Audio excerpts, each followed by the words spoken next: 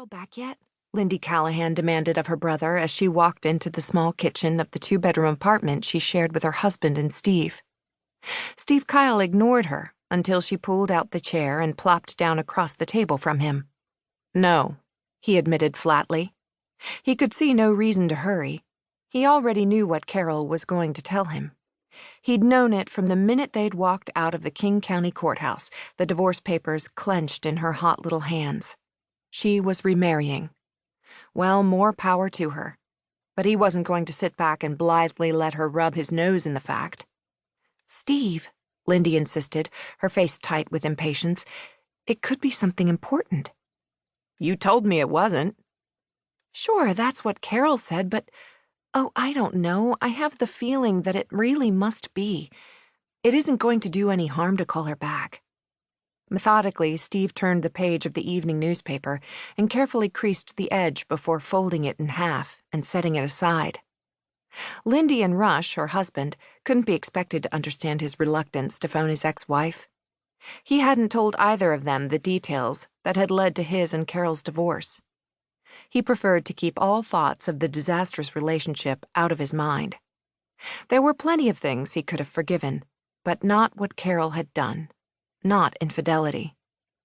As a lieutenant commander aboard the submarine USS Atlantis, Steve was at sea for as long as 6 months out of a year.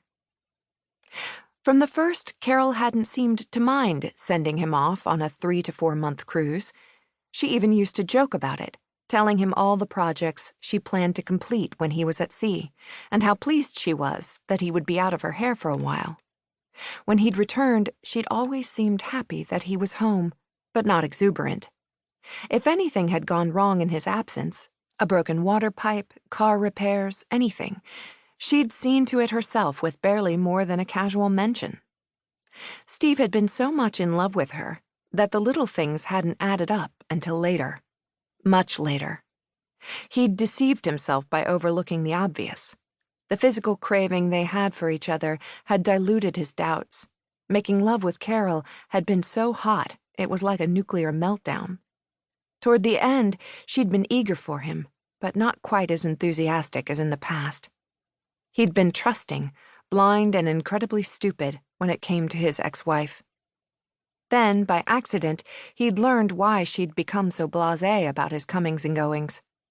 When he left their bed, his loveless, faithless wife had a built-in replacement, her employer, Todd Larson. It was just short of amazing that Steve hadn't figured it out earlier, and yet, when he thought about it, he could almost calculate to the day when she'd started her little affair. "Steve!" Lindy's voice cut into his musings, and he lifted his gaze to meet hers. Her eyes were round and dark with concern. Steve experienced a small twinge of guilt for the way he'd reacted to his sister and Rush's marriage.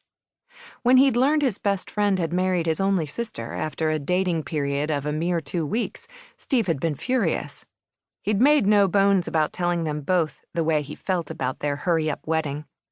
Now he realized his own bitter experience had tainted his reasoning, and he'd long since apologized.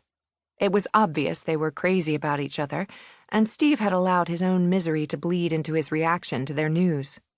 Okay, I'll return Carol's call," he answered in an effort to appease his younger sibling. He understood all too well how much Lindy wanted him to settle matters with Carol. Lindy was happy, truly happy, and it dismayed her that his life should be at such loose ends.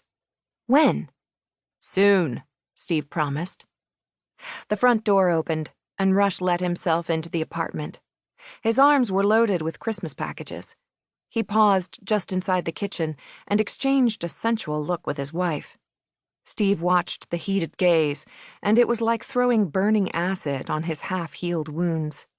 He waited a moment for the pain to lessen. "How'd the shopping go?" Lindy asked, her silky smooth voice eager and filled with pleasure at the sight of her husband. "Good," Rush answered and faked a yawn, "but I'm afraid it wore me out." Steve playfully rolled his eyes toward the ceiling and stood, preparing to leave the apartment. "Don't tell me you two are going to take another nap." Lindy's cheeks filled with crimson color, and she looked away. In the past few days, the two of them had taken more naps than a newborn babe.